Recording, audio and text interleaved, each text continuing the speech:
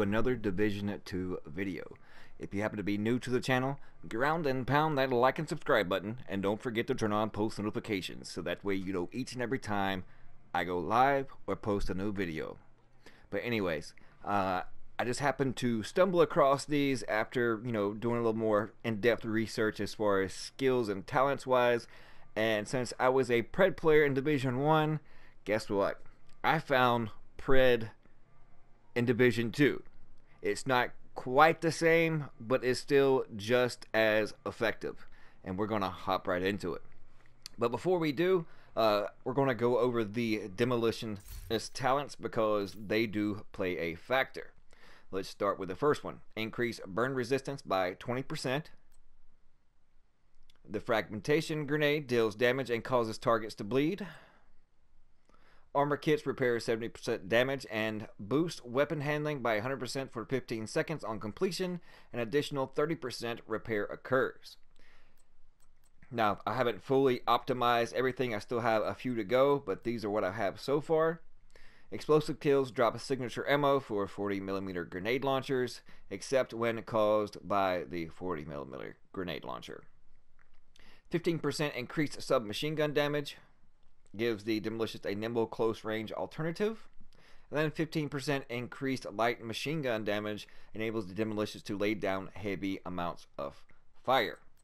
And then of course we have the artillery turret, launches ordnance at nearby targeted locations. And then we have group members gain 5% damage to targets out of cover. So now that we got that out of the Demolitionist talents on the skill tree, let's hop right into the build. But we're going to jump straight to the end, more or less, and then we'll go over the pieces individually and explain them more in depthly on the reasoning and the thinking behind them. But this is our character sheet, and it basically shows all the talents that we have active or non-active on our gear. So we have Safeguard. Killing a target grants a 150% bonus to repairing and healing effects for 20 seconds, along with Self-Adjusting, plus 20% armor regeneration. So those two definitely go hand in hand. Kill an NPC, even if you're PvPing in the Dark Zone, there are plenty of NPCs around that you can kill one, and if you have like the hive that I have out, the Restore, then therefore you can get 150% bonus to repairing and healing your armor and health. And of course the Self-Adjusting speeds that up. Then we have Payload. Destroying an enemy's asset grants 50% explosive damage for 15 seconds. There's plenty of those around in the DZ and PvE. And then Creeping Death. Status effects spread to the nearest enemy within 10 meters can occur once every 15 seconds. So if I happen to hit an NPC or another player with a grenade, it's going to cause them to bleed. And in turn, then that bleed is going to spread to anybody that's within 10 meters. And then we have Compensated. Weapon damage is increased when you have low crit hit chance. And I have practically none on the LMG, so that extra bonus damage really pays off. And then Destructive. 20% explosive damage. And the reason why I went with Compensated instead of relying on crit chance, because the RNG just is not in my favor, even back on Division 1. So it was either, take around 40% chance on an LMG of actually critting, or I can just go with that pretty much the same as in just raw base damage by the way of Compensated here. So it worked out really nice. The weapon talents. We have Jazz Hands on our LMG along with Reformation. Headshot kills increase skill repair and healing by 25% for 25 seconds. Requires 4 or less. I have 3. And that Reformation, like I said, NPCs, I mean, it's easy. They rush you, so it's easy to finish them off with a headshot or just straight beam the axe guys or the chainsaw guys or the sledgehammer guys or whichever it is. So if you have your hive out, and then by killing that NPC, you're not only activating Reformation, but you are also reactivating Safeguard. And that just pretty much sums it up the best I can as a reclaimer from Division 1, pretty much. And then, of course, we have Optimus on our MK17. Weapon damage is increased by 3% for every 10% ammo missing from the magazine. And the magazine size is 20, so every 2 shots, the third shot will be 3% more. On the 6th shot, it will be 6%. On the 9%, so on and so forth. So this is their military M60E4. Weapon damage is 17,439. 0 crit chance. 29% crit damage, doesn't matter. Headshot damage, doesn't matter. Range 40. Reload time 5.3 seconds. 10% reload speed bonus. Then, of course, we have the -5 to accuracy and -5 to stability.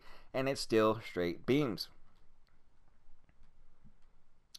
And now let's switch over to the MK17. 26.7k weapon damage, 39% crit chance, 69% crit hit damage, 60% headshot damage. Reload time, reload speed bonus 0. And then our total to all weapons, 10% all weapon damage, 25% LMG damage bonus, so a total of 35% to LMGs, 15% to SMGs, along with that 10%, so that's 25 to SMGs. And then, of course, if we're using a rifle, then it's just straight 10%. Defense, 129,775 in armor, 50,502 in max health, 25,251 health regeneration, 20% burn resistance, and, of course, 26% skill cooldown reduction, and 2127 skill power.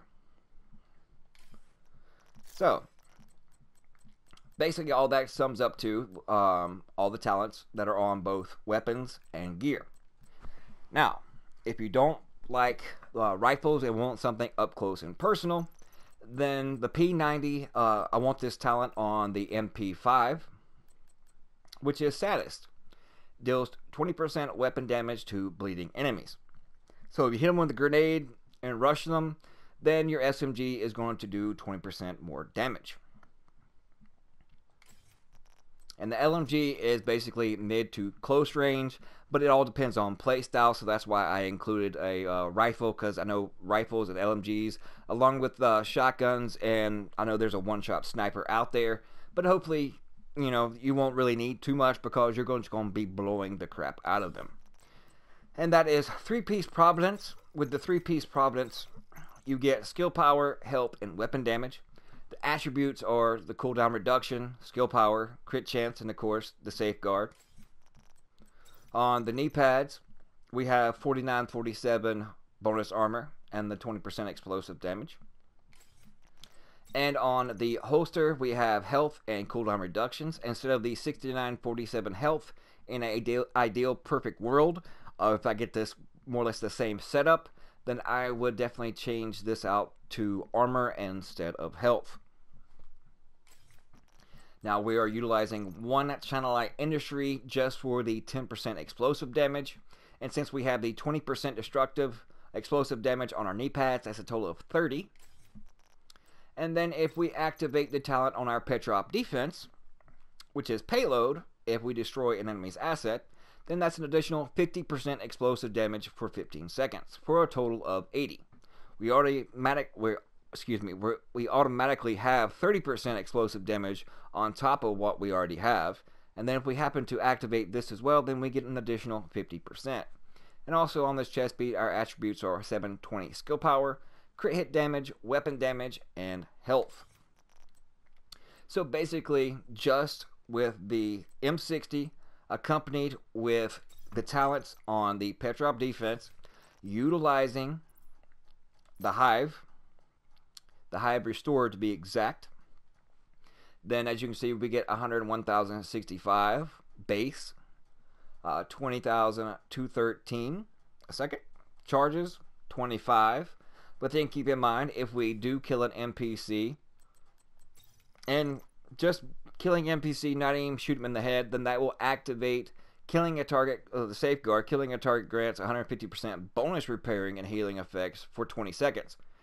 So if it was just 100%, basically double that of those stats. So instead of the 20,000, you're getting 40,000. So roughly you're getting 50,000 coming back to you, per tick, and you get 25. And then you have a self-adjusting that speeds that up as well when it comes to your armor regeneration.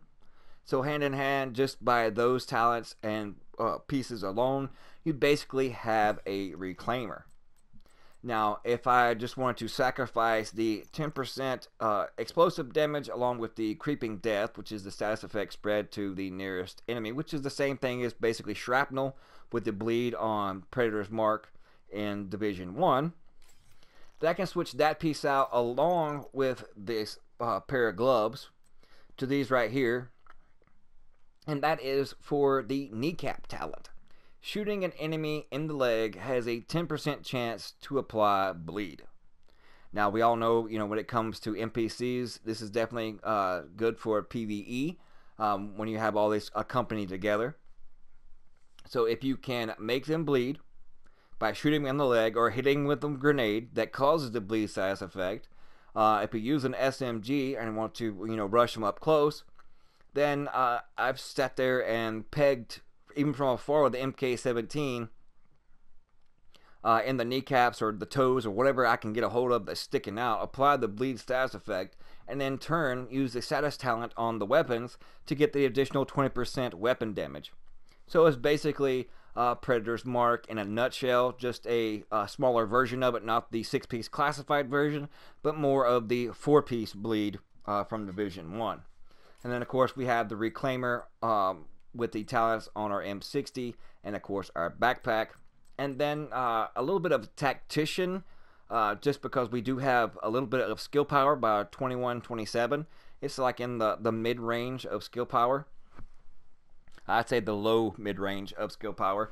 But since we're utilizing that skill power for the things of like cooldowns and for if we want to use the bombardier drone, our mortar turret, or seeker mines, anything that's going to blow crap up, then in turn that's going to help us out, and in turn also apply that bleed, and alongside massive damage when we hit something with a grenade, whether it be an agent or an NPC, or if we want to whip out our special and just blow the living crap out of whoever is in our wake, then all this extra bonus damage of explosiveness is going to stack up. But it's pretty much a jack of all trades, because if we're in a group, our allies get 5% bonus damage to targets out of cover by the way of our specialist being the Demolitionist. So we're helping out our support. Also, by utilizing the hive is definitely a wide circle when it comes to deploying it. And if we kill an NPC, like right after we put it out, or as long as it's out, then it's going to boost our healing rate by 150%. So as you can see, the radius of the hive is pretty significant. So, if you have, 2 members here and then even one stretched out way over here, then they're going to be in that hive. And if you're mowing down NPCs, doing missions or incursions or anything along that nature, as soon as you kill an NPC, your whole teammate are not only benefiting from that 5% weapon damage, but also you're giving them significant healing. Even in PvP, easily peg either in the head with your M60 or with your MK17 and proc the restorative plus the safeguard, then that's going to even get them even further and face tanking anything that rushes them. Can even withstand that one-shot sniper that's actually going on. Because if they are using the chem launcher that they can shoot down their feet, the restorer, along with yours, then you're going to be not just tanky, you're going to be on the side of godly. So I just thought it was really neat that they, well, not that they, well, they actually did, but the way that I actually came across this and got it set up, that it's little elements of different things back from Division 1, but yet can all be applied in one particular build. So it is a lot of fun. You are super tanky. You can blow the crap out of things. And I'll show you with just the mortar turret with no bonuses or anything. You're doing 118k damage by one mortar, and then that's all that additional explosive damage. Add another 80%, or at least 30% of that is at probably at 3,314. So if you add another 50% to that, if you destroy a person's asset, then you are going to be doing a serious amount of damage. And let's say you want to, I don't know, use a seeker mine, then damage 191k. If you don't want to use the mortar turret, you can just throw on a seeker and 191k, and you get it every 42 seconds, and that's just with 26% cooldown. So just imagine you destroy someone's asset, such as, you know, their turret or somebody else's turret or whatever that they're using, a drone. You get that 50% stacked on top of that, then you can almost nearly one tap somebody if you spec into even more. So yeah, this build is definitely potent. So if you got pieces that don't have to be these exact ones, but if you got pieces with those talents, then definitely try them out, mix and match them, and create your own. But as you can see, it's not just I don't just do damage just with anything that explodes, but I can put down serious damage with an LMG or an SMG at that too. But I hope you guys enjoyed it. Thank you so much for tuning in.